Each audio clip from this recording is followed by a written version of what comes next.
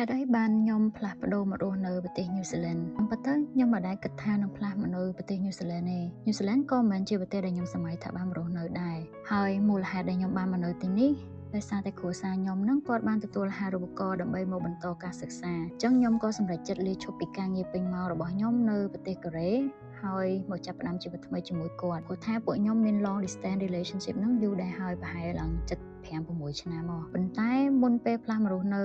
ប្រទេសញូហ្សេឡង់ហ្នឹងខ្ញុំក៏ធ្លាប់បានមកលេងញូហ្សេឡង់ហ្នឹងម្ដងដែរពេលហ្នឹងគ្រាន់តែថាការពារសារណាបត់អនុបណ្ឌិតខ្ញុំនៅកូរ៉េចប់ភ្លាមខ្ញុំក៏ដាក់វីសាមកលេងញូហ្សេឡង់ហើយការមកលេងតែម្ដងហ្នឹងគឺបានផ្លាស់ប្ដូរនៅអារម្មណ៍ខ្ញុំទាំងស្រុងតែម្ដងញូហ្សេឡង់ជាប្រទេសដែលស្រស់ស្អាតដូចជាគេថាមែនដូចក្នុងផ្ទាំងគំនូរខ្ញុំចាំបានថាពេលខ្ញុំមកដល់ភ្លាមគឺថាវ៉ាវនឹងទេសភាពធម្មជាតិនៅហ្នឹងហ្មងខ្យល់អាកាសបរិសុទ្ធវាស្មៅពណ៌បៃតងស្រងាត់ហើយនឹងមានសត្វជៀមគ្រប់ទីកន្លែងបើភ្នំវិញតងោសុទ្ធតែថ្មបរិយាកាសស្ងប់ស្ងាត់ហើយជីវិតវិញគឺហាក់ដូចជាដើរយឺតៗជាមួយនឹងធម្មជាតិជាជាងភាពអ៊ូអរនៅទីក្រុងធម្មជាតិនៅហ្នឹងគឺមិនមែនសម្រាប់តែអ្នកទេសចរទេប៉ុន្តែវាគឺជាផ្នែកមួយនៃជីវិតប្រចាំថ្ងៃរបស់ប្រជាជននៅប្រទេសញូហ្សេឡង់ហ្នឹងហ្មងទឹកបឹងថ្លាឆ្វេងខៀវស្ងាត់ហើយញូហ្សេឡង់ល្បីថាជាប្រទេសដែលអត់មានពស់ជាប្រទេសដែលមើលឃើញថ្ងៃរះមុនគេហើយជាប្រទេសនៅចុងគេគៀកនឹងប៉ូលខាងត្បូងហើយមួយទៀតញូហ្សេឡង់គឺជាប្រទេសដែលឯកោតែឯងកណ្ដាលមហាសមុទ្រប៉ាស៊ីហ្វិកដ៏ធំល្វឹងល្វើយញូហ្សេឡង់គឺជាប្រទេសដែលនៅជិតនឹងទ្វីបទឹកកកអង់តាក់ទិកមានផ្ទាំងទឹកកកក្លេសៀ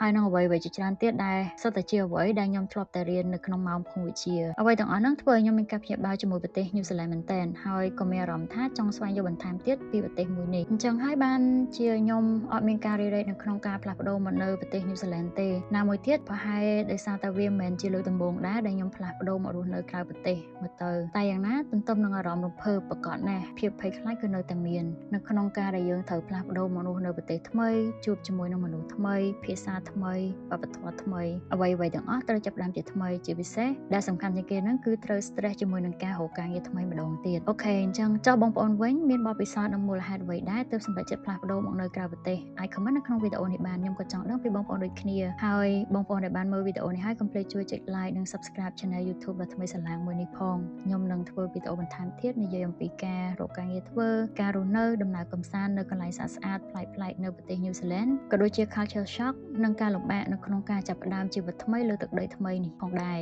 ប្រសិនបើបងប្អូនចង់ដឹងអ្វីបន្ថែមទៀតពីការរស់នៅទាំងប្រទេសញូហ្សេឡង់និងកូរ៉េការសិក្សាក៏ដូចជាការធ្វើការនៅក្រៅប្រទេសអាច comment នៅខាងក្រោមវីដេអូនេះបានខ្ញុំនឹងធ្វើការចេញវីដេអូថ្មីៗបន្តទៀតជាចុងក្រោយកុំភ្លេច subscribe ផងបងប្អូនទាំងអស់គ្នា